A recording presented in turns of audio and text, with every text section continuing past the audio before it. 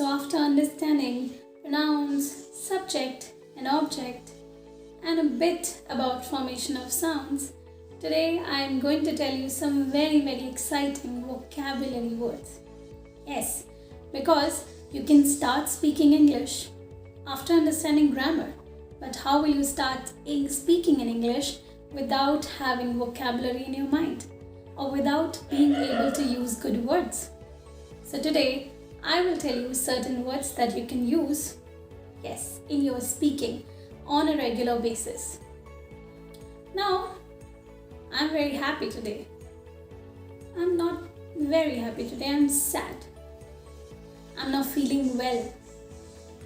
It's raining outside. It's so dull and dark. I used a lot of words in this one sentence. I said happy. I used sad. I used dull and dark. And I also told you the reason that because it's raining outside. I love rain personally, but to understand this sentence, you all know the words like happy, sad, dull, dark, raining. But what if I tell you we don't always have to say happy? We don't always have to use this dull or sad word. We don't always need raining. We can switch all these words. I don't always have to say I'm not feeling well. We can switch all these words by some beautiful idioms, by some beautiful vocabulary words. And that is what we will do. Every word that I used in this sentence, I will switch that. Instead of happy, I can use a lot of words. Cheerful, excited. But what about I use the word jovial? It is again cheerful or happy. What if I say jolly? It is again happy. Yes. Or what if I say I'm over the moon today? Over the moon is very happy, extremely happy. Yes.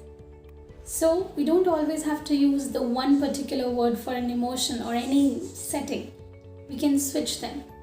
Just like I told you, jovial, jolly, over the moon. Now I just used dull and dark in my last sentence. What if I say it's very gloomy? Gloomy means sad and dark. Imagine this room and the background. If it's very dark, it will feel very sad, right? That is gloomy. Where the setting is very dark, everything is so dull. It makes you feel sad. That is gloomy. Yes. That means we can say poorly lit. This room is poorly lit as well. But what is the meaning of lit? You can say light, the past form of light. But the meaning of lit is something that is worthy of enjoyment. Something that makes you excited about. Like your new car is lit. That is worthy of enjoyment. Yeah. So lit is also a happy word. But as soon as I added poorly lit, it became kind of sad word or gloomy word. Yes. I also used in my last sentence that I'm not feeling well. What if I say I'm feeling under the weather? Under the weather means not feeling well. You don't have to specify you have fever, you have cold. No. You can just simply say under the weather, and it can be anything that you're feeling. You're just not feeling well. You're feeling sick. You're not feeling well, just like that. You can use under the weather. See, I magically transformed the simple word. Yes. It is raining. But what if the rain is very slow? What if it is just water is falling drop by drop? That is drizzling, when the water is falling drop by drop. Slow raining, very slow and less rain is drizzling. Pronounce it after me. Drizzling. Yes. So, how can I say I'm feeling over the moon today as it's drizzling outside? I'm feeling under the weather And the weather is so gloomy as it's drizzling outside. Amazing. Your new phone is lit. The room is so poorly lit. It feels gloomy. Right? Yes. Today I'm feeling over the moon because I have passed my exam. See, you could form such amazing sentences already. After finishing all these vocabulary words, this is it for today. I'll tell you more, but there is one very fun pronunciation exercise before I leave you to this session. How do we pronounce or differentiate in the words that starts with W and V? For example, water, water, wood, where, what, why, when. Do not waste water. The vase is beautiful. You are very beautiful. Did you notice some difference in my expressions? Yes, you did.